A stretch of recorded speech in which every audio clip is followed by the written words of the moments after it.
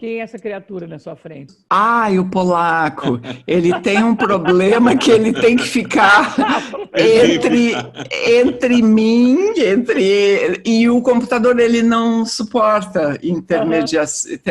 Eu não sei qual é o problema dele. Gatos, né? Então ele quer, e inclusive ele está em cima do livro, né? Porque aí na hora de ler eu vou ter que desalojar ele e talvez ele não goste, né? Na abertura do sarau é o polaco que aparece, começa com um gatinho, assim, porque ele virou o xodó dos espectadores. Ele é lindo. Abrir o Zoom em outro computador no telefone e deixar uma tela do Zoom pro polaco. Isso.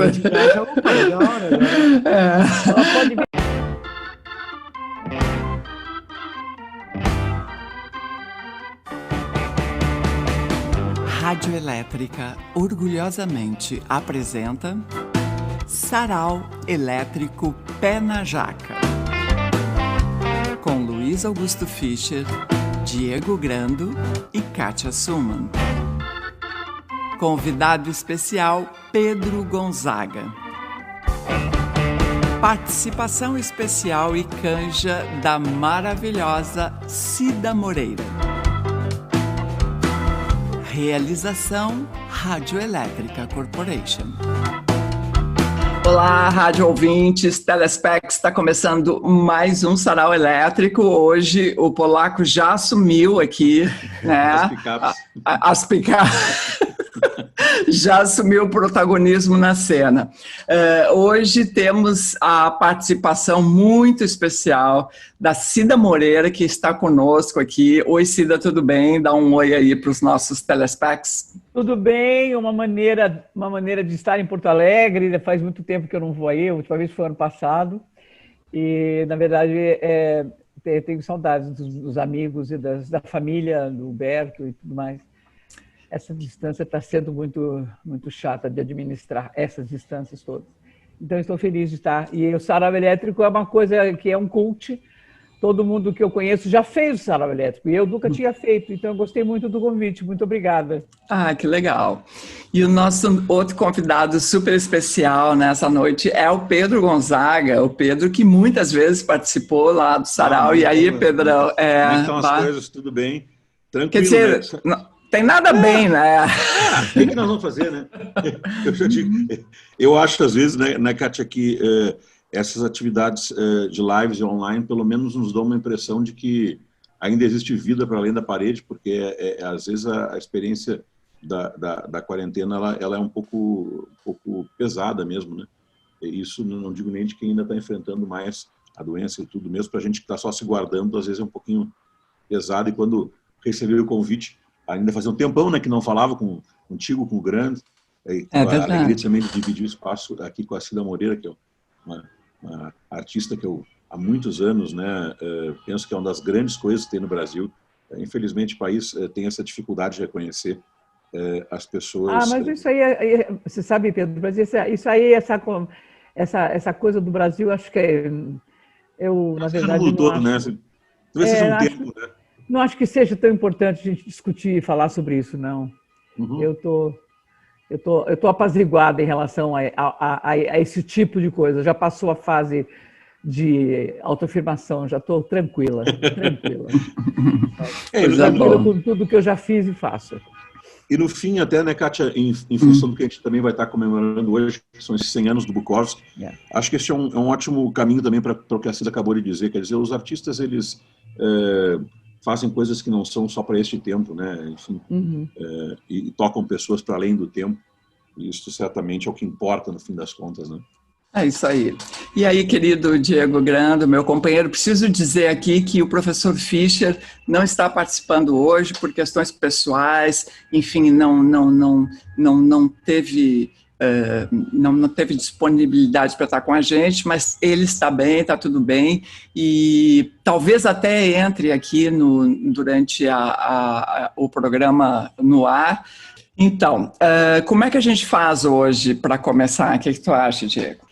Olha, eu ia sugerir, já que a gente tem um homenageado, tem um tradutor do homenageado, eu sugeri para de repente começar pelo Pedro. Exatamente. Eu acho que é isso. Então, Pedro, tu tem 55 minutos para discorrer a respeito do uso da preposição.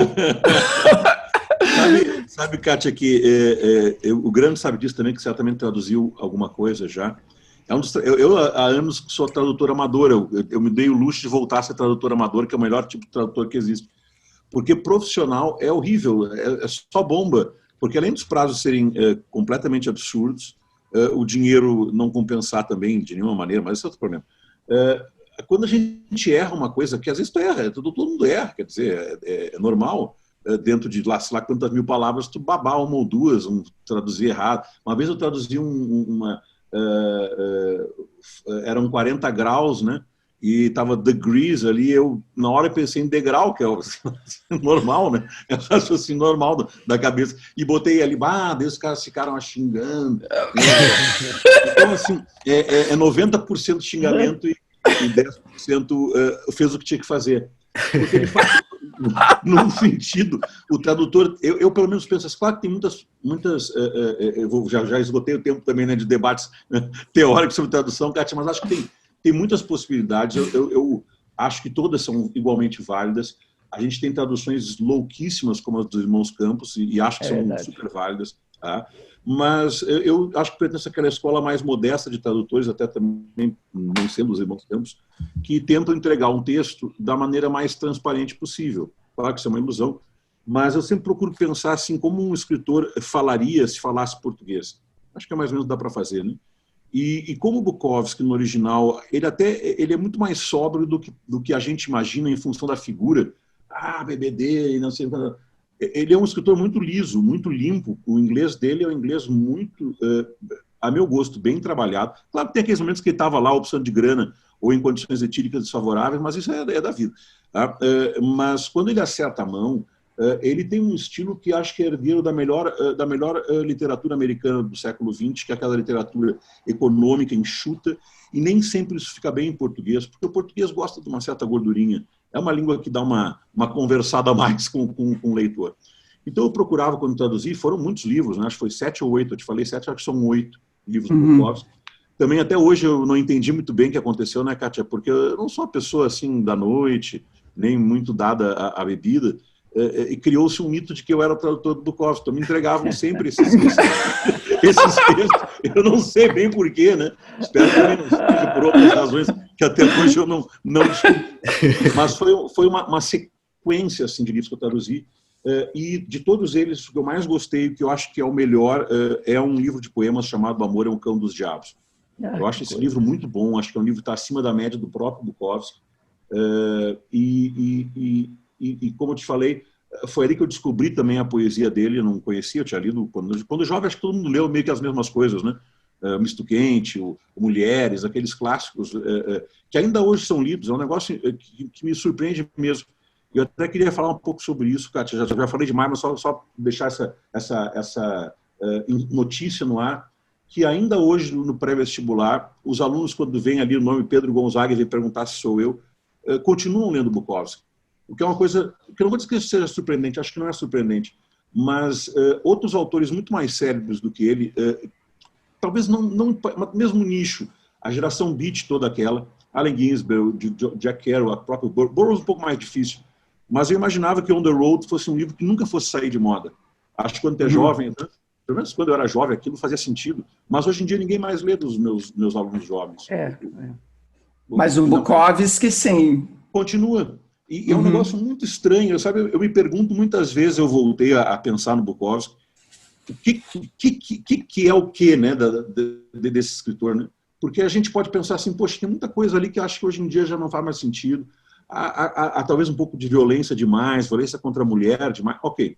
Mas tem alguma coisa no coração da obra dele que continua falando para esses jovens, tanto que têm a idade de jovens, quanto a nossa parte jovem do coração, que não envelhece nunca.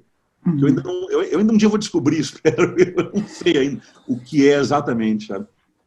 Eu vou te dizer o que é. é o borogodó. O cara tem o borogodó, entendeu?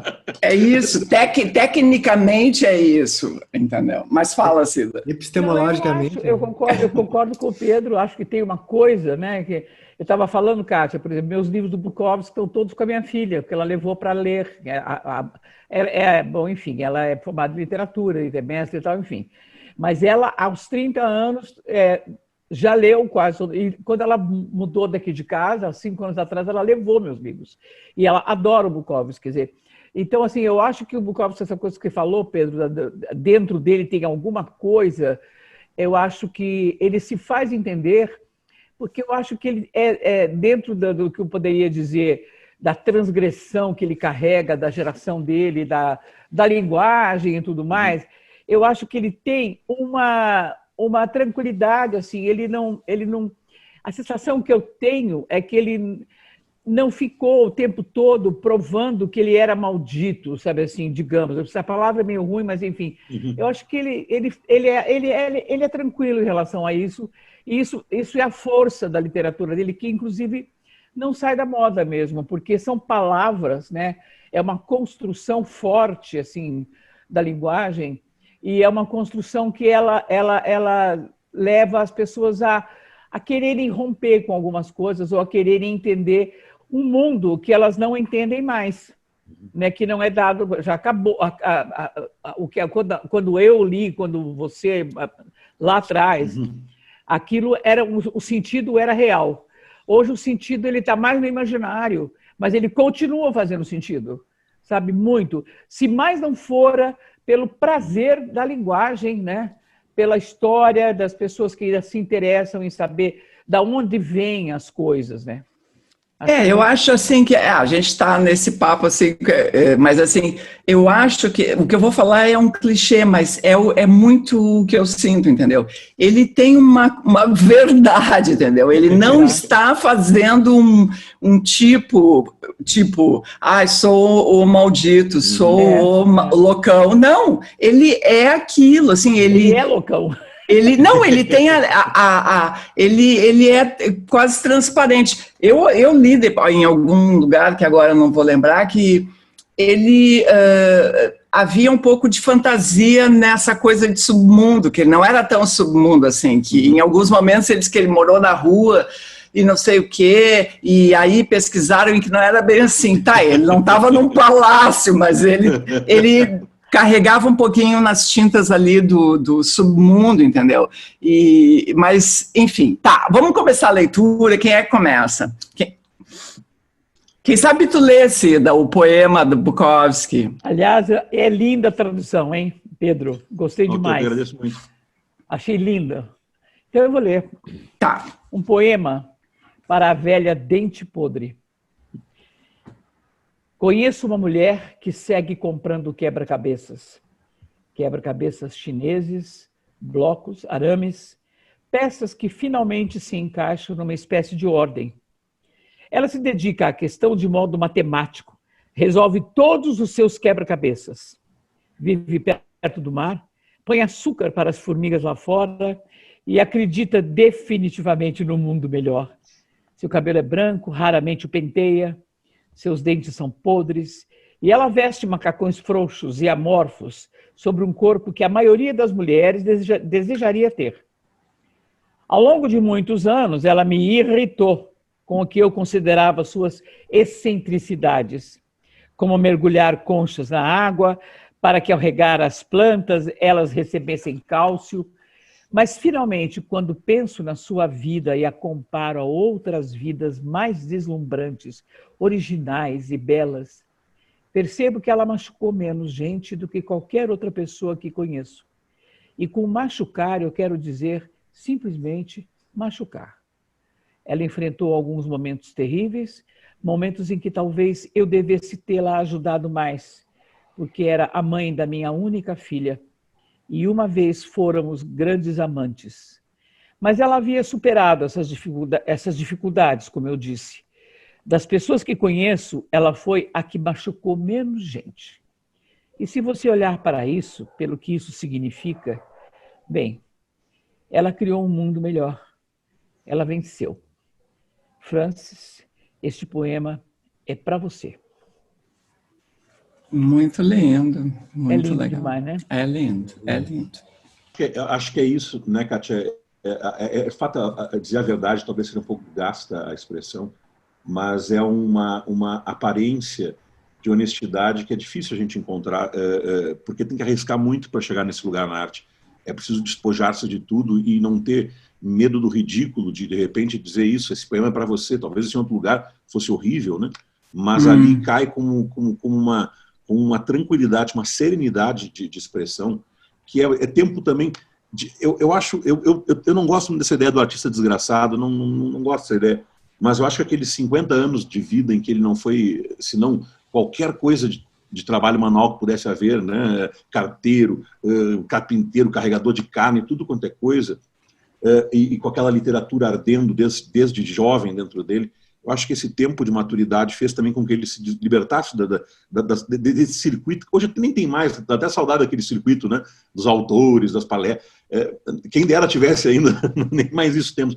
Mas ele nunca acreditou, acho que a Cida tocou num ponto importante, nessa ideia assim, do escritor celebridade, alguma coisa desse jeito. Acho que uma parte da resposta está por aí, né? Eu vou aproveitar, então, para ler um negócio aqui que tem tudo a ver com isso que o Pedro acabou de dizer, que são, assim, 2 pequenos textinhos, desse livro aqui, ó, que é Escrever para não enlouquecer, uma coletânea de cartas e anotações dele, mas especialmente cartas, né? Então, assim, eu vou ler 2 trechos curtos, um é de 91, que ele escreveu, não interessa para quem ele escreveu para um amigo, tá? Ele diz assim, ó, li sobre Harry Miller ter parado de escrever depois de ficar famoso, o que provavelmente significa que ele escreveu para ficar famoso. Não, maravilha? Não entendo isso. Não há nada mais mágico e lindo do que as linhas se formando de um lado ao outro no papel. É tudo que existe. É tudo que jamais existiu. Nenhuma recompensa é maior do que o ato de fazer. O que vem depois é mais do que secundário. Não consigo entender qualquer escritor que pare de escrever. É como tirar fora o seu coração e dar descarga nele junto com a bosta. Vou escrever até o meu último maldito suspiro, não importando se alguém achar bom ou não. O fim igual ao começo. Era para eu ser desse jeito. É simples e profundo assim. Agora me permita parar de escrever sobre isso para que eu possa escrever sobre outra coisa. Mas não é incrível? É isso. Quer dizer, o cara ficou famoso, parou, então ele estava escrevendo para ficar famoso, entendeu? Ele não estava... E o outro pequeno...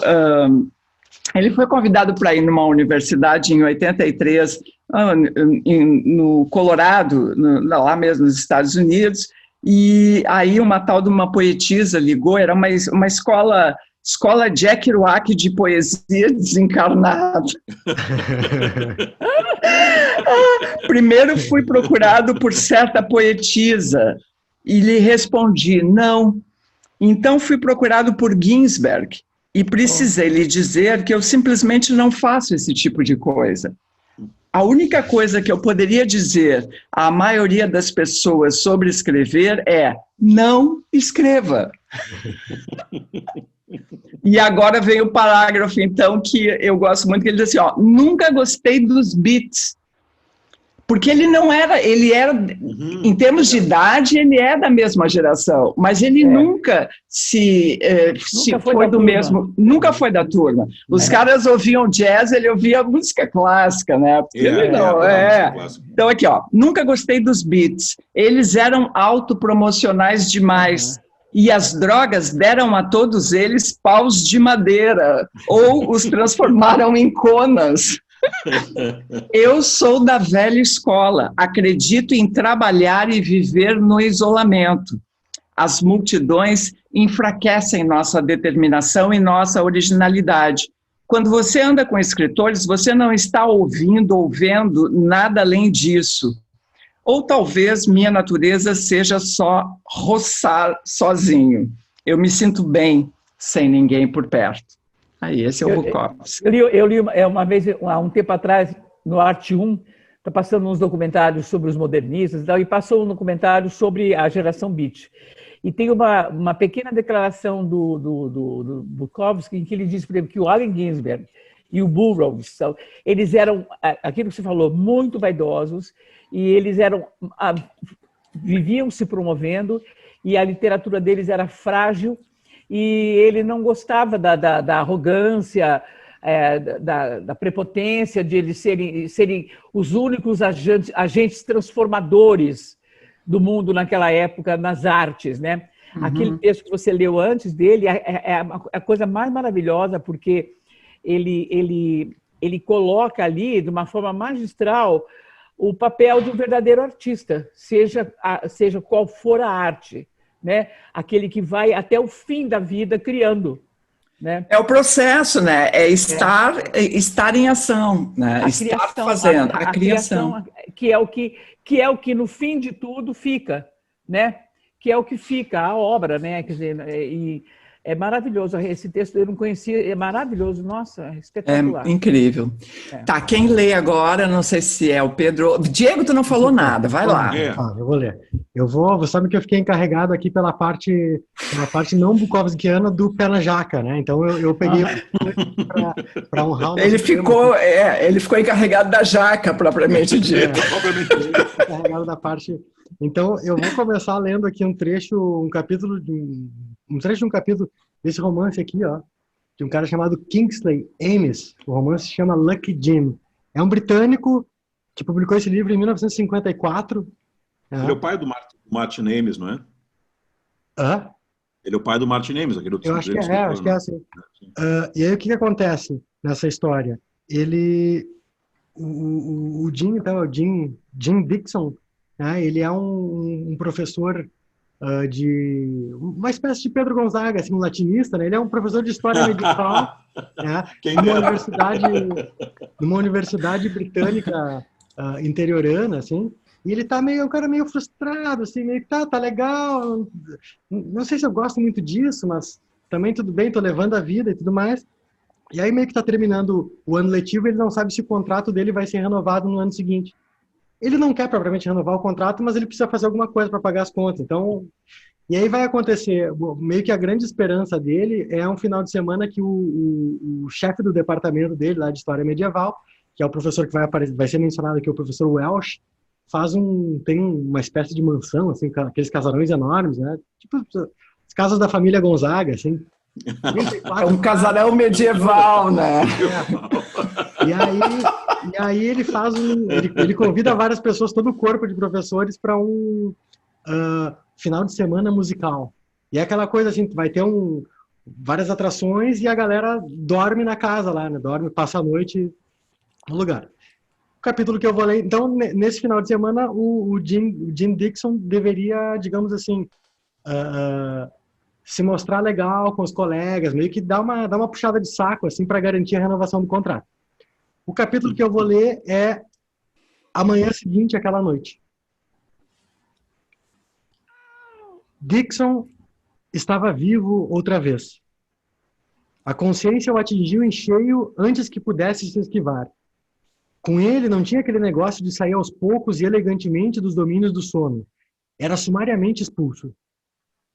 Continuou esparramado na cama, mal demais para se mover, como um caranguejo aleijado que o mar houvesse atirado na poluída praia de Seixas da manhã. A luz o incomodava. Quando a luz incomoda, você já sabe o que é, né?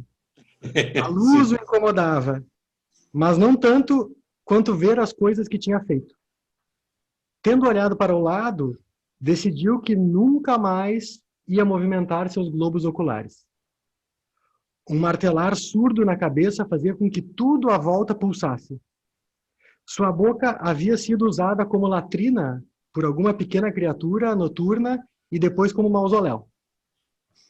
Durante a noite também ele participara de uma corrida de cross-country e levara uma surra de especialistas da polícia secreta. Sentia-se muito mal. É o famoso tragoléu violento, né? Pôs os óculos depois que os achou. De imediato, viu que havia algo de errado com as cobertas mais próximas do rosto. Ameaçando suas chances de sobrevivência, sentou-se parcialmente e o que viram os olhos arregalados fez com que o timpanista em sua cabeça tocasse freneticamente. Uma área grande e irregular da parte dobrada do lençol estava faltando. Uma área menor, mas ainda assim considerável, da parte dobrada do cobertor estava faltando. Uma área da colcha do tamanho de sua mão estava faltando. Através dos 3 buracos, que apropriadamente tinham bordas pretas, ele podia ver uma marca marrom escura no segundo cobertor. Passou o dedo em volta do buraco do lençol e quando olhou, viu que trazia uma mancha cinza escuro. Isso significava cinzas. Cinzas significavam algo queimado. Calma aí que eu me perdi aqui. Algo queimado devia significar cigarro. Será que o seu cigarro acabara se apagando no cobertor? Caso contrário, onde estaria agora? Em nenhum lugar em cima da cama ou dentro dela. Inclinou-se para o lado, trincando os dentes. Uma canaleta marrom, terminando num fragmento de papel descolorado, cruzavam a parte clara do desenho de um tapete que parecia valioso. Então, isso tudo é na casa do professor e da família do professor. Isso fez sentir-se muito infeliz, sentimento substancialmente potencializado quando viu a mesinha de cabeceira. O tampo exibia 2 sulcos negros e carbonizados, cinzentos e brilhantes em alguns pontos, que formavam um ângulo reto e se encontravam bem distantes do cinzeiro, onde se via um único palito de fósforo. Na mesa havia outros 2 palitos não usados, os demais se encontravam no chão com um maço vazio de cigarros. A caneca de plástico não estava visível em nenhum lugar. Ele próprio teria feito aquilo tudo? Ou um viajante, um ladrão, acampar em seu quarto? Ou fora vítima de algum ser estranho como o Orlá de Maupassant, apreciador de tabaco? Pensou que, de modo geral, devia ser ele mesmo o responsável por tudo, e desejou que não fosse assim. Certamente, isso significaria a perda do emprego, em particular se deixasse de procurar a Sra. Welsh e confessasse o mal feito, sabendo de antemão que seria incapaz de fazê-lo. Não havia desculpa que não consistisse no indesculpável. Um incendiário não merecia mais perdão quando se soubesse que era também um bêbado. E tão viciado que suas obrigações para com os anfitriões e os outros convidados, sem falar na atração de um concerto de câmara, nada representavam quando comparados à tentação da bebida. Aí eu vou dar um pulo aqui. Dixon lembrou-se de ter pensado, numa ocasião anterior, que cambalear embriagado pela sala de professores na presença de Welsh, gritando palavras obscenas, esmurrando a vidraça das janelas e conspurcando jornais, passaria inteiramente despercebido por ele desde que sua pessoa permanecesse inviolada. Começou a rir, mas isso logo se transformou numa careta de dor. Levantou-se da cama e foi ao banheiro. Voltou 1 ou 2 minutos depois, comendo pasta de dentes, é o velho truque também, né? Comendo pasta de dentes e trazendo uma gilete. Começou a cortar cuidadosamente as beiradas das áreas queimadas das roupas de cama. Enfim, aí ele vai seguir nessa grande merda que ele fez, né? Que era de tentar manter... Por favor. Não, isso sim é um tragoléu, hein? É, o tragoléu, pé na jaca autêntico. O Bukowski, por exemplo, botava pé na jaca, mas no dia seguinte ele lembrava que tinha feito. Esse aí tem que fazer uma longa investigação pelos indícios, né? Mas sabe, Kátia, isso é de um conto que eu traduzi, são muitos contos, muitos volumes às vezes não é meio um conto, uma cena, e tinha um conto, uma cena dessas do Bukowski, ele contava isso, que era ele deitado no sofá tomando cerveja, nada de novo até aí, e ele, para não ter o trabalho de ter ferro até a cozinha, ele colocou uma lata de lixo no meio da sala, então ele ficava tomando cerveja no sofá e fazia um basquete com a garrafa, só que elas caíam e quebravam, e ele se esqueceu, estava meio bêbado, que levantou e pisou naqueles cacos de vidro, tudo. É um conto horrível, uma sangueira. Eu ri. Mas nessa linha, pé na jaca, né? Pé no caco. Né? Pé no caco. Tá, lê agora então Pedro. Eu separei aqui um, que acho eu ia ler outro antes, mas daí, como a conversa estava indo para esse rumo da escrita e das lições de escrita, eu separei um poema que eu gosto muito do Bukowski, que chama Como Ser um Grande Escritor. Está nesse livro O Amor é um Cão dos Diabos. É uma espécie eu nunca usei isso em oficina, que eu acho que talvez fique um pouco extremo, mas vamos lá. São as dicas do Bukowski, então, para ser um grande escritor. Como ser um grande escritor? Você tem que trepar com um grande número de mulheres, belas mulheres, e escrever uns poucos e decentes poemas de amor. E não se preocupe com a idade ou com os talentos frescos e recém-chegados. Apenas beba mais cerveja. Mais e mais cerveja. E vá às corridas pelo menos uma vez por semana. E vença, se possível. Aprender a vencer é difícil, qualquer frouxo pode ser um bom perdedor. E não se esqueça do Brahms e do Bach e também da sua cerveja. Não exagere no exercício. Durma até o meio-dia. Evite cartões de crédito ou pagar qualquer conta no prazo. Lembre-se que nenhum rabo no mundo vale mais que 50 pratas, em 1977. Eu adoro esse parênteses, que é uma observação que tem a ver com a economia, né? Em 1977. Mas isso é um adendo teu. Não, é um adendo dele. Ele coloca, ele faz o adendo. Em 1977. Bom, e se você tem a capacidade de amar, ame primeiro a si mesmo, mas esteja sempre alerta para a possibilidade de uma derrota total. Mesmo que a razão para essa derrota pareça certa ou errada, um gosto precoce da morte não é necessariamente uma coisa ruim. Fique longe de igrejas e bares e museus, é um ótimo conceito. Fique longe de igrejas e bares e museus e, como aranha, seja paciente. O tempo é a cruz de todos, mais o exílio, a derrota, a traição. Todo esse esgoto. Fique com a cerveja. A cerveja é o sangue contínuo, uma amante contínua. Arranje uma grande máquina de escrever e, assim como os passos que sobem e descem do lado de fora de sua janela, bata na máquina, bata forte. Faça disso um combate de pesos pesados. Faça como o touro no momento do primeiro ataque e lembre dos velhos cães que brigavam tão bem. Hemingway, Celine, Dostoiévski, Hanson. Se você pensa que eles não ficaram loucos em quartos apertados, assim como você está, assim como este em que você está agora, sem mulheres, sem comida e sem esperança, então você não está pronto. Beba mais cerveja. Há tempo. E se não há, está tudo certo também. Muito legal. Né? Muito bom.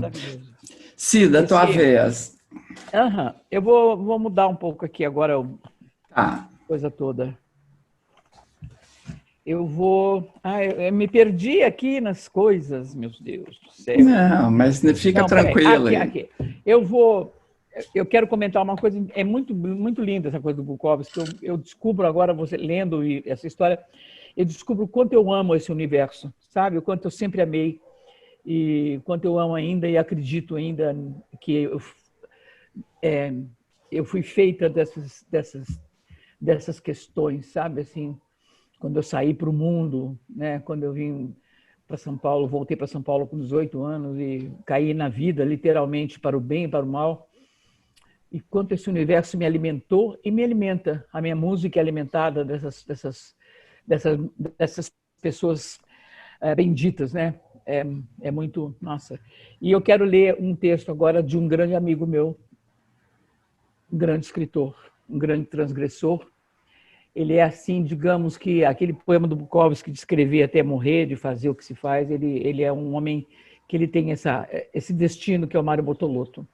O Mário e eu nos conhecemos em Londrina, adolescentes, né? Nós fomos parte de uma geração lá em Londrina, final dos anos 60, comecinho dos anos 70, e o Mário já era exatamente o que ele é e o que ele sempre foi. Admirável pessoa, grande autor, né? Ele disse uma vez numa crônica que ele descobriu quem ele era de uma forma muito simplória, que ele estava andando lá em Londrina com uma turma, ainda não sei para onde e tal, e que ele percebeu que ele, sem querer, ele atravessou a rua para o lado esquerdo, e todos estavam do lado direito. E ele disse que ele permanece do outro lado da rua, até hoje. E quem o conhece, como eu o conheço, sabe que isso é absolutamente verdadeiro e real. Ele vive a vida dele exatamente dessa forma. Ele escreveu um poema que eu acho lindo, que diz assim: há pessoas que eu amo. Há pessoas que eu amo e a elas reservo meus melhores pensamentos, minhas vitórias silenciosas numa mesa de bilhar, as músicas dilacerantes que ouço sozinho, deitado no chão da minha sala. O café da manhã que faço e bebo sozinho, imaginando diálogos de uma peça que eu ainda vou escrever. Minhas caminhadas sem rumo pelo centro da cidade, meu despertar tentando divisar algo no escuro do quarto, apenas a luz vermelha da TV que eu esqueci ligada, minhas fugas diárias, meu exílio voluntário, minhas distrações oportunas, meus fracassos. O sorriso que aparece atrevido no meio do rosto, quando eu nem acreditava mais que ainda poderia contar com ele. A vontade de sair dançando pela sala, sempre que ouço When the Music Stops. O intervalo que sucede o próximo fracasso. Então eu simplesmente entro no ringue de cabeça baixa, com a certeza de que o protetor está no lugar. Vou cuspir algo mais que dentes nesta noite sem encrenca. Há pessoas que eu amo por aí, mas elas nem precisam saber disso.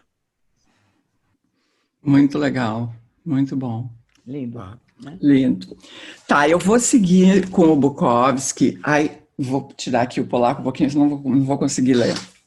Esse aqui tá dominando. Está dominando, é do mesmo livro, Escrever para Não Enlouquecer, né? É mais uma carta, essa é de 82, que ele fala que ele adora pegar no pé dos poetas. Cida é que o Diego e o Pedro são poetas, grandes poetas, né? E eles também são professores, os dois. Aí, double check. E olha só o que ele escreveu. A maioria deles começa do mesmo jeito. Os poetas, ele bota em letra maior. Os poetas, eu quero dizer. Eles começam razoavelmente bem, estão isolados e se jogam nas palavras porque estão mais ou menos fora de si, de tão assustados, são inocentes, sabe? Há certo bafejo neles no início. Então, começam a transição. Fazem mais e mais leituras, conhecem outros da mesma laia. Conversam entre si, começam a crer que têm cérebro. Dão declarações sobre governo, alma, homossexualidade, jardinagem orgânica. Assim por diante. Sabem fazer tudo a não ser encanamento. E deveriam saber isso, porque enchem os canos de merda. É realmente desanimador vê-los evoluindo. Viagens à Índia, exercícios de respiração. Eles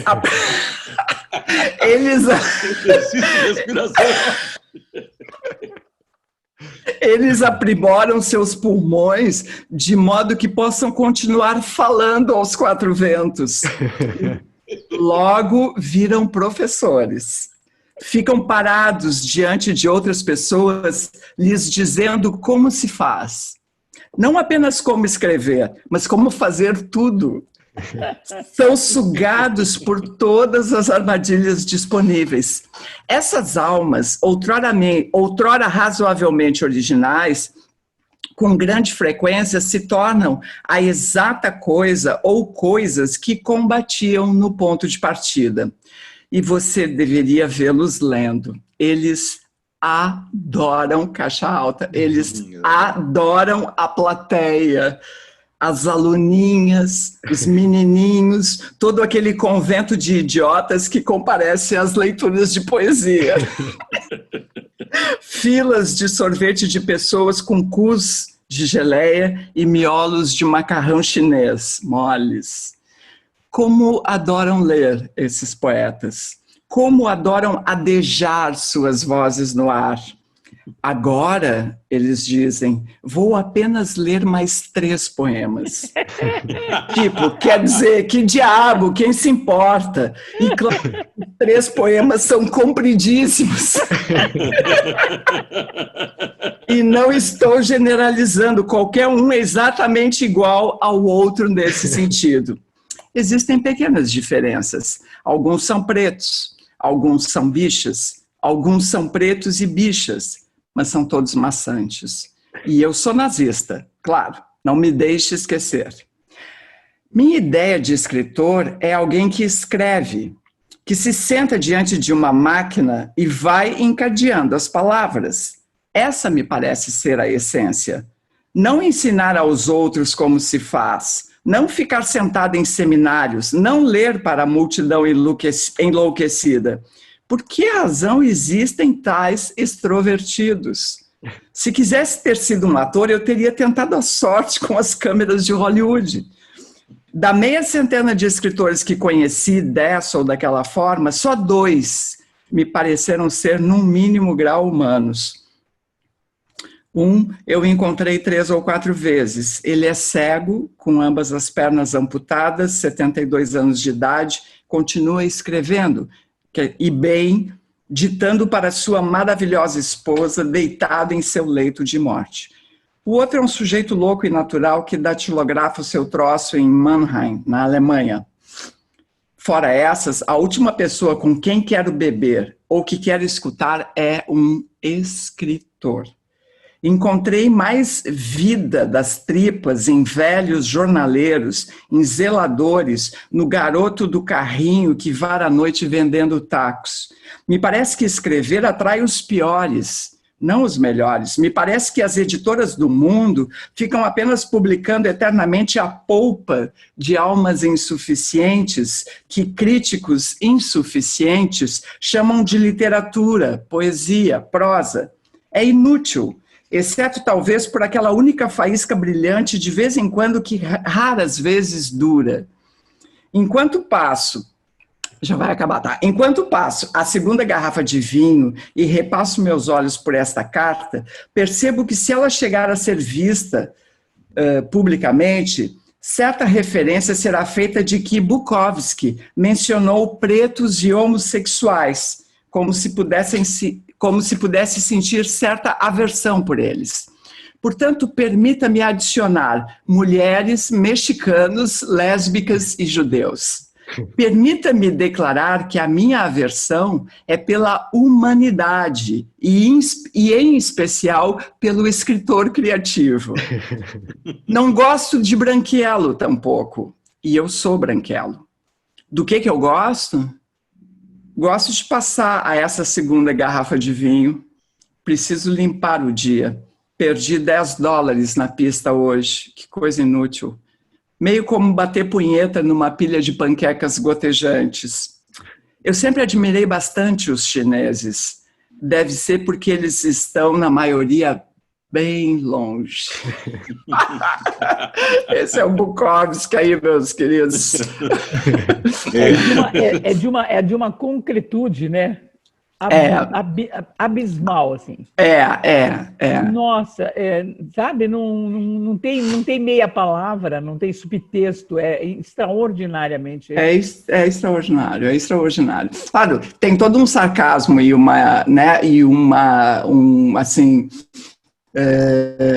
descrédito geral, mas esse personagem que ele tipifica como o poeta, o escritor, esse personagem existe e ele é um chato. Vamos combinar. Tem muito por aí, né? Tem muita coisa. Esse cinismo dele é tão extraordinário porque ele incorpora isso ao ser humano dele, que é uma coisa que é difícil de alguém admitir, né? Esse tipo de coisa, um artista principalmente no mundo, assim, depois das últimas décadas, né? Eu acho assim que houve uma coisa assim, os artistas em geral, eles foram ficando tão bonzinhos, né? Tão bonzinhos, tão arrumadinhos, tão limpinhos, tão pouco assim, falando certinho e tal. Eu estou exagerando, mas também não estou, né? E eu acho que, por exemplo, no Brasil isso, nossa, é uma coisa que a gente sente na pele, entendeu? Quem não é dessa turma não tem espaço, não tem lugar, entendeu? Mas acontece que essa eugenia que está existindo no mundo, inclusive, ela está sendo muito danosa para a humanidade, né, em termos de criatividade. Não estou nem falando em termos políticos e socioeconômicos e etc. e tal. Mas, assim, esse bom mocismo da arte, nossa, Mas isso eu acho que sempre foi, sabe? Talvez esteja piorando, mas, né, essa coisa, as pessoas querem agradar. Tem mais gente, né? Tem muito mais gente no mundo, né? Eu só queria ler assim, eu sou muito apaixonada pelo Uivo do Ginsberg. Aliás, eu não sei se vocês sabem, eu vou falar talvez em primeira mão ou não. O Vitor Ramil musicou o Uivo e me mandou. Eu quero fazer não sabia. Que legal. Olha, Kátia, vocês não acreditam, é uma música que legal. É lindo, é lindo. Eu vi por acaso, escrevi para ele me mandou. Eu quero preparar uma performance um dia. Eu gosto muito do Ivo. Eu só queria ler um pedacinho aqui do artigo que saiu quando o Ivo fez 29 anos de publicação, em que eles falam do Ginsberg. Eu acho que eles falam bem demais até, mas enfim. O Ginsberg acreditava que a saída não era o suicídio, apesar da pressão constante da sociedade tecnotrônica para excluir os poetas. Porque o poeta não pode parar de uivar. Ginsberg aposta na guerra, e essa guerra vai ser ganha na raiva, no delírio, nas visões e no amor pela literatura, latejando nas veias de velhos e novos junkies. Muito bom. Mas que legal essa coisa do Vitor, eu não sabia. O Vitor é foda, né, bicho? O Vitor é foda. O Vitor é foda, né? Enfim. Mas essa performance, tu avisa aí, todo mundo vai querer ver. Eu vou preparar, porque ele me mandou uns dias atrás, e como eu já gostava do Ivo, de repente eu encontrei aqui na internet e falei, meu Deus, o que é isso, sabe? Ele não musicou inteiro, porque é uma coisa imensa, né? Mas claro. É um trabalho maravilhoso. Legal, maravilha. Então tá, eu acho que é tu, né, Diego? Tá, eu vou ler então aqui é um trecho, na verdade, de um texto maior do Veríssimo. Vou insistir aqui na jaca, né? E no pé, os dois pés na jaca. O tema acaba sendo o mesmo, acho que é uma das grandes consequências do pé na jaca, é sempre a ressaca, né? É uma crônica do Veríssimo em que ele fala sobre as ressacas, da juventude e tudo mais, fala dos remédios para ressaca e tudo mais. Eu vou ler só, basicamente, a parte final, em que ele elenca alguns tipos de ressaca de acordo com a substância que provocou a ressaca, né?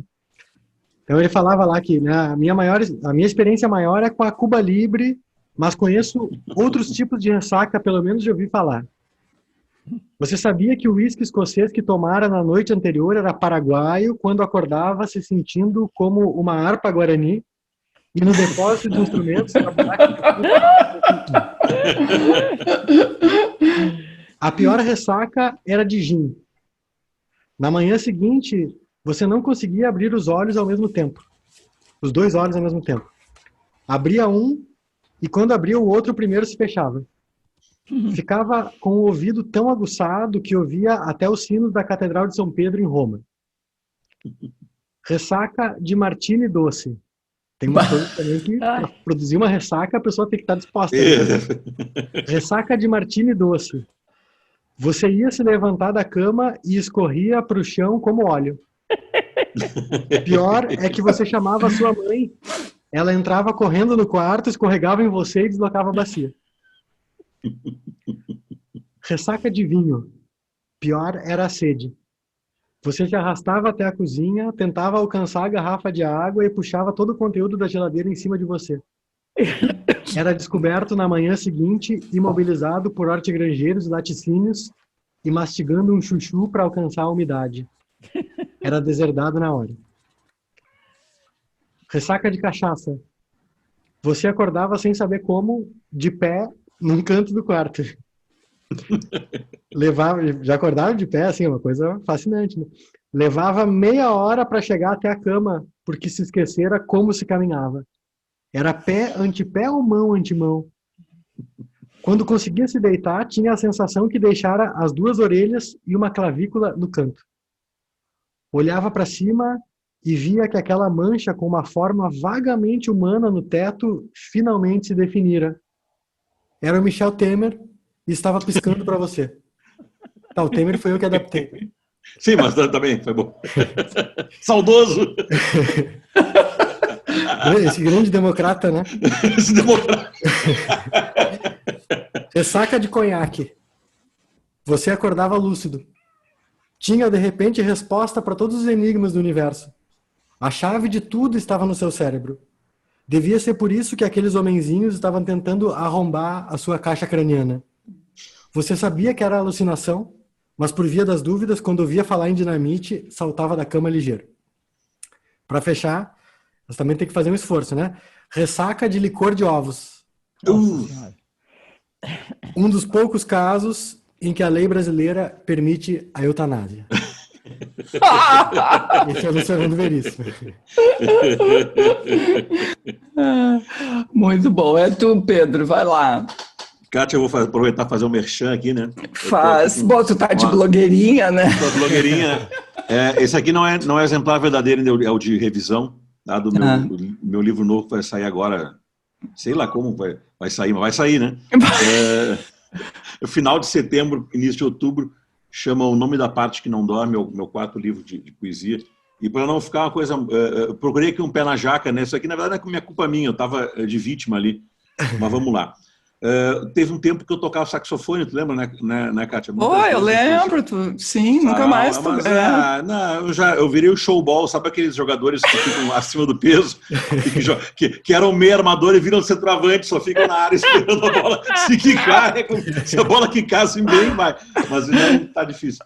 É muito difícil, né? A gente muita coisa e acaba deixando, infelizmente, de lado uma parte da vida. Mas eu, uma época, tocava em banda e coisa tudo, e tocava também nesses músicos contratados, que são contratados para, enfim, sabem, para qualquer coisa. E uma vez eu fui tocar num aniversário de um sujeito muito rico, era, na verdade, o aniversário da esposa dele, e esse camarada devia ter a idade do Temer, mais ou menos, e a esposa a idade da ex-primeira-dama. E aí a promotora do evento, não sei porquê, eu sou uma pessoa cordata, assim, digamos, singela, disse, olha, há uma diferença de idade entre os dois. Eu falei, não, mas você está acostumado na vida, é uma coisa comum. E aí ela disse, só não vai me dar em cima da aniversariante. Eu falei, mas que tipo de músico tu pensa que eu sou, né? Mas enfim. Aí já estava no contrato isso. Mas eu não entendi também muito. Mas depois eu entendi. Daí eu escrevi um poema que meio que explica isso, mais ou menos como aconteceu essa história, chamado Nos Tempos do Saxofone. E aí começa, então, com a promotora de evento falando.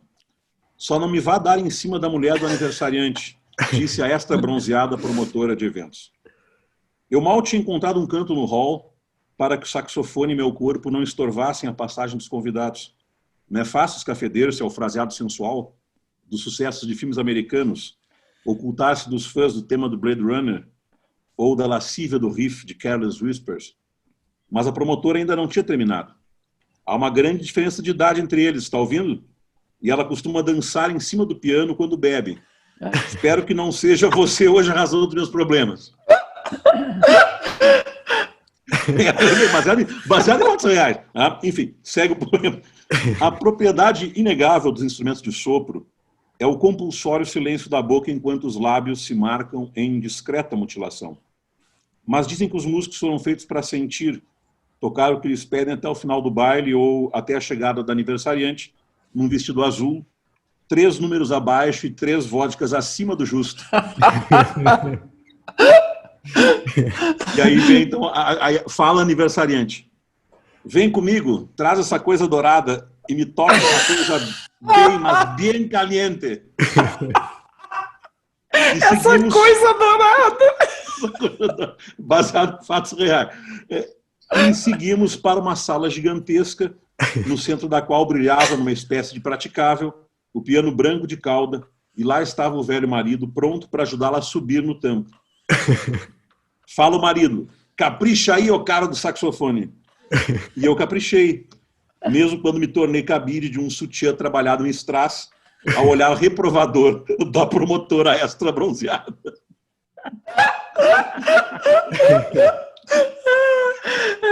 Aconteceu, Pedro. Fora a parte do cabide, o resto aconteceu. Mas quase, porque eu também me retirei lentamente. Depois que ela subiu no piano. Mas teve, ela subiu no piano de fato, né? Um piano daqueles Yamaha branco, que nunca na vida vai imaginar que alguém tenha, né? Ainda mais em casa. E para subir em si, para pisotear ainda. Para pisar em cima ainda. Mas enfim, né? Coisas de outros tempos. Pelo Outros menos faz parte das desventuras de ser artista. Mais ou menos isso. Pelo menos Essa coisa, como é que é? Fazer eventos, né? Fazer eventos. Eu tenho umas experiências bem hilárias também, se não trágicas. Assim. Mas pelo menos tinha o piano, né, Pedro? Fechado. Hã? Pelo menos tinha o piano, porque se não tivesse o piano, tivesse só aquele alerta, tu ia te perguntar onde é que ela ia se pendurar no sax, né? Alguma coisa pois assim. Na coisa dourada. Na coisa dourada. Não. Tá, eu vou então. Eu vou ler um poema desse aqui. Você fica tão sozinho às vezes que até faz sentido. É um poema que ele era um cara que tinha gatos, né? E esse poema ele fez para os gatos. Tinha 3 gatos. O título do poema é Um gato é um gato é um gato é um gato. Profundo. Então vamos lá. Eu estou aqui meio com uma certa dificuldade porque, né? Eu tenho um gato. Como é que ler, né? Então tá aqui, ó. Ela está assobiando e batendo palma para os gatos às 2 da manhã, enquanto fico aqui sentado com meu vinho e meu Beethoven. Estão só rondando, eu digo a ela. Beethoven chocalha seus ossos majestoso, e os malditos gatos não estão nem se lixando para nada disso. E caso se lixassem, eu não gostaria deles tanto assim. As coisas começam a perder o seu valor natural quando vão se aproximando da empreitada humana. Nada contra Beethoven. Ele foi ótimo sendo o que era. Mas eu nunca ia querer Beethoven no meu tapete com uma perna por cima da cabeça enquanto ficava lambendo o saco. Esse, então, é o poema para os gatos do Bukowski. Bom, eu acho que a gente está, não sei como é que a gente está de tempo, Diego, tu que é o nosso diretor, acho que dá fazer mais uma rodada. Cada um lê mais um aí, a gente... Então tá, então vamos lá, Cida, lê mais um pra gente. Vamos, eu agora então eu vou ler um pedacinho de um texto do Torquato Neto. Esse grande menino, né? Morreu muito menino, mas deixou uma marca também muito indelével. Aliás, se a gente for procurar no Brasil, pessoas, gerações desses tipos de artistas, tem muita gente. E pena que ninguém conheça quase nada, mas enfim. Mas eu sei que eles existem e às vezes tenho vontade de fazer coisas assim, mas meu tempo é tão...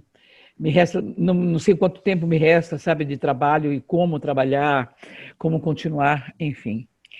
Tem aí um certo drama de envelhecer como artista, né, que não é brincadeira também. Mas eu vou ler um pedaço que ele escreveu assim: a literatura, o labirinto perquiridor da linguagem escrita, o contratempo. A literatura é a irmã siamesa do indivíduo. A idade das massas, evidentemente, não comporta mais a literatura como uma coisa viva, e por isso, em nossos dias, ela estrebucha e vai morrer. Olha, lá atrás, né? A literatura tem a ver com a moral individual, e a moral individual não interessa, não existe mais. Nossa época exige a descrição de painéis e o close-up tende a não interessar nem como psicologia. Não precisaremos de retornar ao teatro de máscaras, porque se queira ou não se queira, a massa onde praticamente nos perdemos já é a máscara. já nos abriga e nos revela. É a supramáscara. Planos gerais, painéis, o homem moderno não existe mais como um indivíduo, mas apenas como tipo. Forte. Porrada, né? Porrada. Porrada. E totalmente contemporâneo, né? Impressionante. Bom, esse é o valor dos grandes escritores, né? Eles Exatamente. conseguem ver para além do tempo, né? Incrível. Tá, eu não sei quem é agora, eu tô meio perdido aqui. Eu vou lá botar comida pro polaco enquanto... E depois o Pedrão fecha. Tá, vou ler aqui também uma... enfim, é uma coisa daquele nível seriedade, né? É uma espécie de manual, uma coleção que sei que foi publicada aqui no Brasil pela Intrínseca, uma coleção chamada Coleção Como Lidar. Aí esse aqui é Como Lidar a Ressaca. Então tem vários temas, assim, né? Como lidar, o divórcio, sei lá o que, assim, vários temas da vida contemporânea, né? E aí um deles é uma edição ilustrada, né? Então tem várias coisas. E aí, então eu vou ler algumas das páginas aqui, são, digamos assim, conselhos muito úteis e relativamente curtos, né? Que explicam um pouco, contextualizam, né, os fenômenos e tudo mais, explicam e nos ensinam como lidar, né? Ele começa assim: às vezes, quando bebemos muito, ficamos de ressaca. Ressaca não tem cura, mas pode ser tratada com uma xícara de café forte e muita fritura. Aí vem a primeira ilustração aqui, né? Aí depois segue: uma boa ressaca é aquela que permanece um total mistério para você. Como foi que aconteceu? Por que você está se sentindo tão mal? Finja para si mesmo que não bebeu tanto. Insista que só tomou cerveja e apague da memória a vodka do começo da noite e a rodada de cachaça que bebeu naquela aposta com o pessoal do boteco da esquina às 4 da manhã. Vou pular aqui para achar a próxima marcação. O mundo pode parecer um lugar muito confuso quando você está de ressaca. Sente-se e não se mexa. Não ouse tomar nenhuma decisão. Olhe pela janela. Consegue identificar formas simples e cores? O que tem no céu é uma lua ou um sol? Qual é o seu nome? Onde será que tem bacon? Calma aí. Aqui. Essa aqui é uma história muito triste. O happy hour de sexta durou mais do que o esperado. Parece que tem 1 milhão de macacos drogados pulando e gritando dentro da cabeça de Frederico. Mas Frederico está feliz por saber que nas manhãs de sábado ele só precisa de vocabulário, raciocínio e coordenação motora suficientes para brincar com uma criança de 7 anos. Frederico está sentado no chão, alegre. Mais tarde, quando tentar colocar uma cédula numa máquina de refrigerante, ele vai cair em prantos. Eu acho esse tão profundo, tão metafísico quase. Esse aqui tem essa ilustração aqui. Meio sonhadora. Na manhã seguinte à festa, Tiago foi acordado por um gato de rua lambendo seu rosto. Ele dormiu embaixo de uma marquise e não se lembra de absolutamente nada. Tiago está tentando se basear nas placas das ruas e nas roupas que está usando para descobrir onde mora e o que faz da vida. Sua esperança é que a festa tenha sido a fantasia, porque se aquelas forem suas roupas de trabalho, não é de admirar que ele tenha tomado um porre. E aí tem mais, acho que é a última aqui que eu separei. Ah, não, essa aqui é boa. Tente não dirigir nem operar máquinas pesadas enquanto estiver de ressaca. Na noite passada, Bernardo e os colegas comemoraram a vitória do campeonato de futebol da firma. Agora, eles terão que reconstruir uma parte do hospital. E tá, a última aqui. Na manhã seguinte a ter bebido, você pode achar que está mais sensível ao barulho. Algumas pessoas conseguem até mesmo ver o barulho. É como se a bebida lhe desse superpoderes. Enquanto esse sintoma não passa, lembre-se, você não precisa sair do caminho de um canto de passarinho, nem se abaixar quando alguém grita o seu nome. Então, para quem precisar de conselhos, esse manual aqui, Como Lidar, a lidar com a ressaca. Muito legal. É uma coleção isso? Parece que é uma coleção, assim, eu acho que aqui tem uns que dizem a coleção Bad Trip, Viagem de Ácido, Programa de 12 que maravilha! Coleção Bad Trip. Bom, seria pé na jaca completo, mas eu só tenho essa. Pé na jaca. Eu não sei se agora é o Pedro, sou eu estou meio perdida. Eu acho que é o Pedro. Faltam vocês dois. Pedro, tu quer ler? Eu tenho aqui um Bukowski mais terno. Tem momentos que o Bukowski ele era... Bom, aquele poema que a Cida leu tão bem também. É lindo. É um pouco desse momento. Tem um poema bem curto dele até, que é um poema triste. Eu ia pegar, mas achei muito triste. Que é um que ele se imagina morto já, imagina que a mulher dele vai ter que se livrar das... o problema é que ele vai deixar para ela a missão de se livrar das roupas dele, ao final das contas. É um poema horrível de triste. Mas esse aqui também é triste, mas eu acho que é tão bonito, tão bem construído em N aspectos. Mas, bom, o poema já é um pouquinho grande, então eu vou falar menos, senão nós vamos demorar mais tempo para terminar de ler. É um poema daqueles que ele tinha dito, né, que eram 3, mas que depois virava... Esse aqui é um pouquinho grande. Não muito grande, mas grandinho. Tá? Chama-se Um Poema Quase Pronto. Eu vejo você bebendo numa fonte com suas minúsculas mãos azuis. Não, suas mãos não são minúsculas, elas são pequenas. E a fonte é na França, de onde você me escreveu aquela última carta, e eu respondi e nunca mais obtive retorno. Você costumava escrever poemas insanos sobre anjos e Deus, em caixa alta, tudo em caixa alta, e você conhecia artistas famosos e muitos deles eram seus amantes, e eu escrevia de volta, está tudo bem, vá em frente, entre na vida deles, não sou ciumento, porque nós nem nos conhecemos. Estivemos perto uma vez em New Orleans, metade de uma quadra, mas nunca nos encontramos, nunca um contato. Assim você seguiu com os famosos, escreveu sobre os famosos, e claro, descobriu que os famosos estavam preocupados com a fama deles, não com a jovem e bela garota em suas camas que lhes dava aquilo e que acordava de manhã para escrever em caixa alta poemas sobre anjos e Deus. Nós sabemos que Deus está morto, eles nos disseram, mas ao ouvi-la eu já não tinha certeza. Talvez fosse a caixa alta. Você era uma das melhores poetas e eu disse para os editores, publiquem-na, publiquem-na. Ela é louca, mas é mágica. Não há mentira em si. Eu te amei como um homem ama uma mulher que jamais tocou, para quem apenas escreveu, de quem manteve algumas fotografias. Eu poderia ter te amado mais se eu tivesse sentado numa pequena sala, enrolando um cigarro e ouvindo você mijar no banheiro. Mas isso não aconteceu. Suas cartas ficaram mais tristes, seus amantes te traíram, criança, eu escrevi, de volta, todos os amantes traem.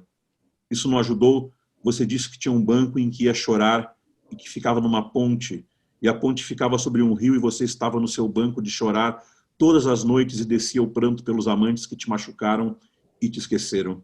Escrevi de volta, mas não obtive qualquer retorno. Um amigo me escreveu contando do seu suicídio, 3 ou 4 meses depois de consumado. Se eu tivesse te conhecido, provavelmente teria sido injusto com você ou você comigo. Foi mesmo melhor assim. Bom. É pesado, né? Eita! É uma bigorna. Eita, uma bigorna mesmo. Incrível. Sigamos, então. Vou eu aqui. Para fechar, né? Então tá, eu vou ler na saideira um trecho desse livro aqui que é póstumo. O capitão, livro, né, aí eu adoro. Saiu para o almoço e os marinheiros tomaram conta do navio. Então assim, são trechos do diários dele no final da vida, né? Ele morreu em 94 e esses diários são a partir de 91. Então, assim, ele estava pensando na morte, ele estava pensando no que tinha feito da sua vida, enfim, aquele momento do envelhecimento pelo qual todos nós que tenhamos sorte vamos passar, né? Porque a outra opção é pior. É pior. A outra opção é pior. Para aí, Polaco, vou ler.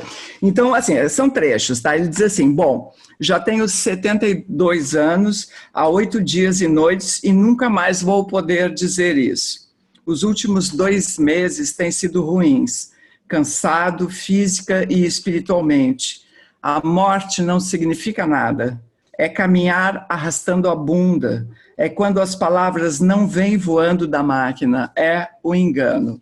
Aí eu dou um salto e vou mais aqui para frente. Outro dia, isso aqui é uma reflexão que quem já passou de 60 ou faz, né? Outro dia fiquei pensando no mundo sem mim. Há o mundo continuando a fazer o que faz, e eu não estou lá. Muito estranho. Penso no caminhão do lixo, passando e levando o lixo, e eu não estou lá. Ou o jornal jogado no jardim, e eu não estou lá para pegá-lo. E pior, algum tempo depois de estar morto, vou ser verdadeiramente descoberto. Aí agora começa a sacanagem. E todos aqueles que tinham medo de mim ou que me odiavam quando eu estava vivo, vão subitamente me aceitar. Minhas palavras vão estar em todos os lugares. Vão se formar clubes e sociedades. Será nojento. Será feito um filme sobre a minha vida. Me farão muito mais corajoso e talentoso do que sou. Muito mais. Será suficiente para fazer os deuses vomitarem. A raça humana exagera tudo. Seus heróis, seus inimigos, sua importância. Os filhos da puta. É isso aí. Já me sinto melhor. Maldita raça humana, é isso aí. Agora eu me sinto melhor. Sensacional. E ele desenhava bem também, né? Ele tinha um traço que eu vou botar aqui depois, quando eu editar, vou botar 3 desenhos dele. Até poderia compartilhar aqui. Não sei se vocês conhecem, vocês já viram?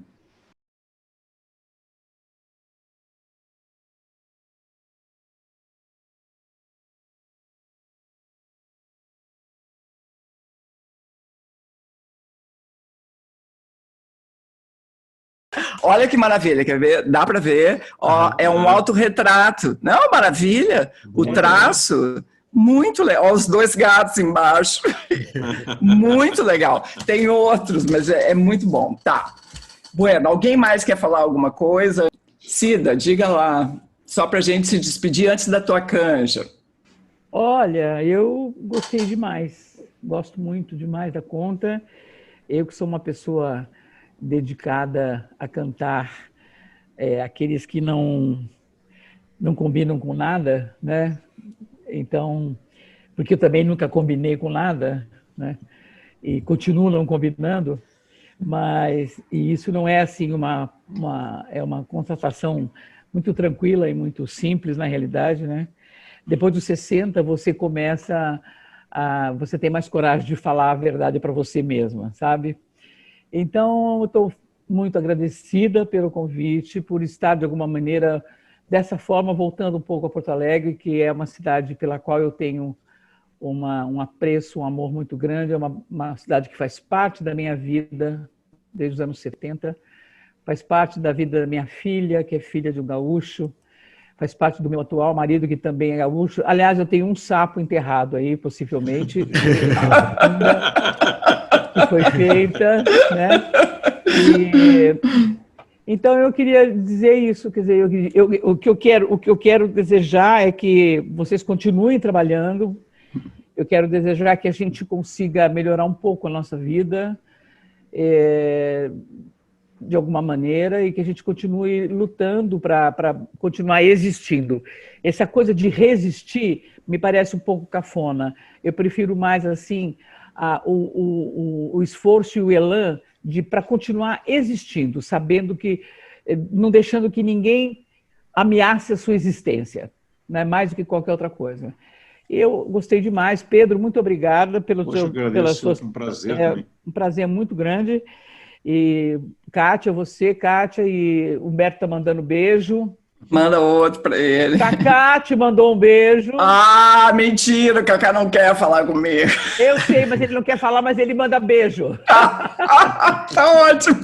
Ele está internado no sítio dele há 6 meses. Não sai de lá nem por nada. Pensei que fosse no hospital psiquiátrico. Não, essa fase ele já passou por ela, viu, Kátia? Todos nós, né? Então tá, querida. Eu adorei a coisa do existir e resistir. Resistir já existir, é isso, já tá. Né? A gente já resiste há muito tempo. Já nascemos resistindo, chega. Eu quis, de canja, realmente eu pensei muito, eu quis realmente colocar um Rolling Stones, o Sympathy for the Devil, sabe? Que maravilha! E eu coloquei a história do Chelsea Hotel, do Leonard Cohen, que é uma coisa maravilhosa e verdadeira, e coloquei do Tom Waits, que também é um ogro, como o Bukowski, mas que fez aquela canção terna de ninar, né, em que ele fala, a canção é terna, mas a letra fala, quando você acordar, o seu pai não estará mais aqui, entendeu? Maravilha! Pô, Cida, queria muitíssimo te agradecer, foi maravilhosa a tua participação. Também, parabéns para você. Pedro, querido, beijo para vocês. Valeu, querido. Diego, vamos ficar então com a canja maravilhosa da Cida agora. Então, o Porto Alegre também te adora, Cida. Todo mundo ficou muito feliz quando eu falei que tu ia participar. E um dia tu vai participar com a gente lá no Bar Ocidente quando... Se Deus quiser. Quando tudo isso passar. Então tá. Beijos. Então, Cida Moreira, agora é tudo contigo.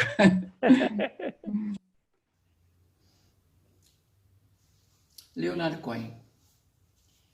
Antes de cantar a música dele, eu vou contar a história dessa música. É uma história muito comovente, porque ele falou disso poucas vezes na vida dele. Nos anos 60, ele foi para Nova York, muito jovem, fazer seu primeiro show em Nova York. E se hospedou no lendário, extraordinário Chelsea Hotel, onde morava toda a contracultura americana daquela época, de Pat Smith a Timothy Leary, Allen Ginsberg, todos moravam lá. Era um hotel muito barato, meio pulgueiro, assim, em Nova York, né? Um hotel que hoje, inclusive, há poucos anos atrás, ele fechou definitivamente. Leonard Cohen não era famoso e ele conta que um dia ele entrou no elevador desse hotel e entrou no elevador com ele uma moça de aparência muito extravagante, né? Muito especial, muito peculiar, e ele era um homem muito nobre, muito bem colocado, bem vestido, bonito, né, e tal, aquela nobreza que o acompanhou até o final da vida, que era extraordinária. E nesse elevador aconteceu alguma coisa entre ele e essa moça, e eles tiveram uma coisa entre eles lá no hotel e tal. No dia seguinte ele descobriu na recepção que essa moça, que ele não sabia quem era a Janis Joplin. E ele, algum tempo depois, ele fez essa canção contando essa história delicada de dois jovens, ela já muito famosa e ele ainda não famoso, buscando o futuro naquela Nova York dos anos 60, naquele mundo que se transformava tão extraordinariamente na mão dessa juventude impressionante que acabou influenciando o mundo todo. Essa música chama-se exatamente Chelsea Hotel. Quer dizer assim.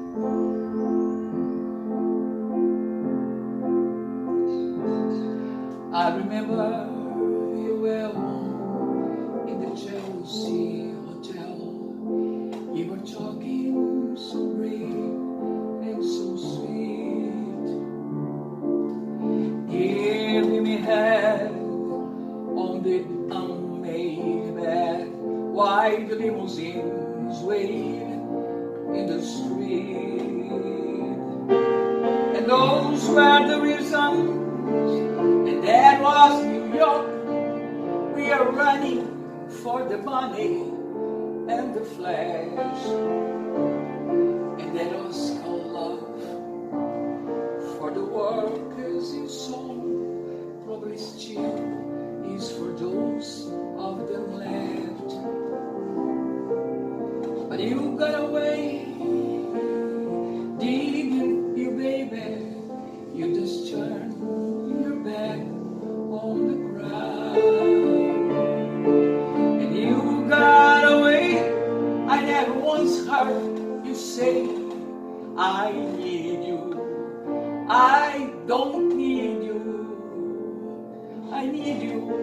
I don't need you, and all of that jiving around. I remember you well, the Chelsea Hotel.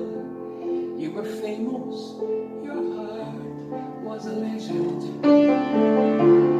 You told me again you preferred handsome men, but for me you would make an exception. And clenching your fists for the ones like us, we are expressed by the figures of beauty. You fixed it yourself and you said, well, never mind, we are ugly, but we have the music. But you got away, didn't you, baby? You just turned me back on the ground. And you got away, I never once heard you say, I need you, I don't need you, I need you, I don't need you, and all of the jiving around.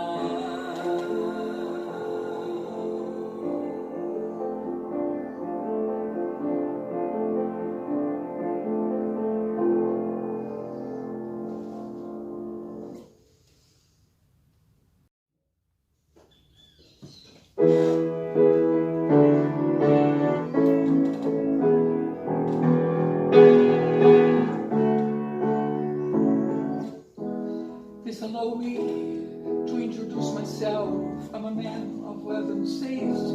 I've been around for a long years, told many men, so in faith. And I was around when Jesus Christ had his moment of doubt and pain. Made them sure that Pilate washed his hands and sealed his fate. Pleased to meet you, hope as my name. But that is nothing new, is the nature of my game. Pleased to meet you, hope you guess my name. But that is nothing new, is the nature of my game. I stood around St. Petersburg when I saw it was a time for a change. To the Czar and the ministers and the dashes screamed in vain. I'm gonna take health and general rank when the bridge Britain will be saved. La la la, la la la la la la la. Pleased to meet you, hope, as my name. But what is puzzling you is the nature of my game. Pleased to meet you, hope, as my name. But what is puzzling you is the nature of my game. I watch with glee while your kings and queens for the records for the gods they made. I shoot out who killed the Kennedys, but after all, it was you and me. Let me please introduce myself. I'm a man of wealth and states, and I lay traps for troubadours well like you before they reach Bombay. Please show me to hope against my name. But what's confusing you is just the nature of the game. Please show me to hope you against my name. But what's confusing you is just the nature of the game. Was every cop is a criminal, and all the sinner saint has had his jails. Just call me Lucifer, call me in some restraint. So if you meet me, have some courtesy, have some sympathy, and some days, with your all your learn, pretty, or I'll lay your soul to waste. Please to meet you, hope, get my game. But what is puzzling you is the nature of my game. Please to meet you, hope you get my name. But but it still feels you. It's the nature of the game. Please me to hope against my name, but on this buzz with you is the nature of the game. Please to me to hope you against my name, but on this confusing you is the nature of the game.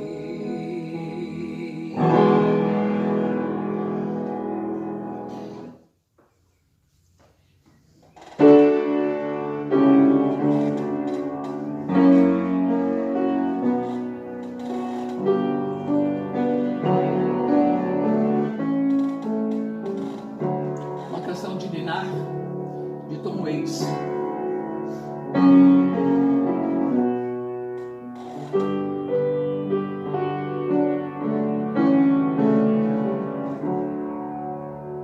Sun is red, moon is cracked, that is never coming back. Morning's ever yours to keep. Close your eyes, go to sleep. If I die before you wake, don't you cry, don't you weep. Nothing's ever as it seems. Climb the ladder to your dreams. If I die before you wake, don't you cry, don't you weep. Nothing's ever yours to keep. Close your eyes and go to sleep.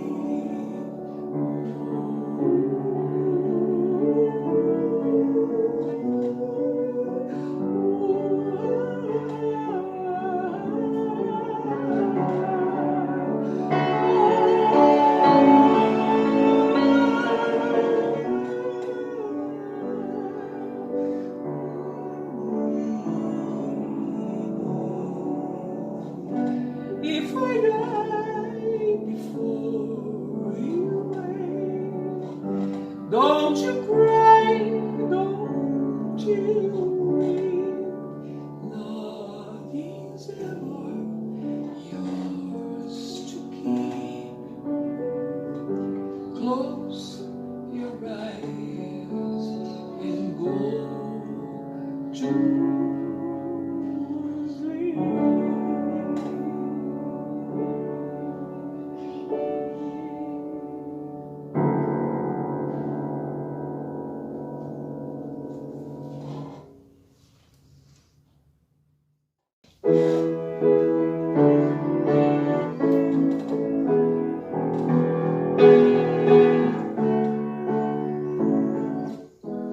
Please allow me to introduce myself. I'm a man of weather says. I've been around for a long years, told many men, so in faith.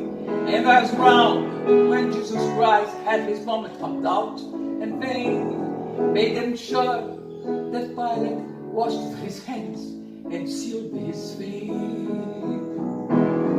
Please to me to hope again